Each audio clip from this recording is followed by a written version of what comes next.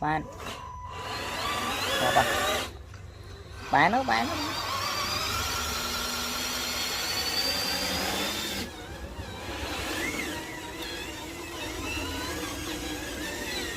này cột bàn lên là mình mà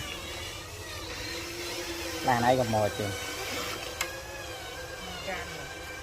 tao sai cho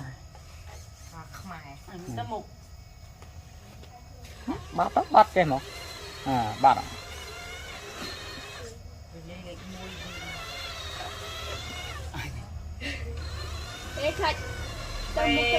năng ra là mình tranh thoát là mình bắt năng thoát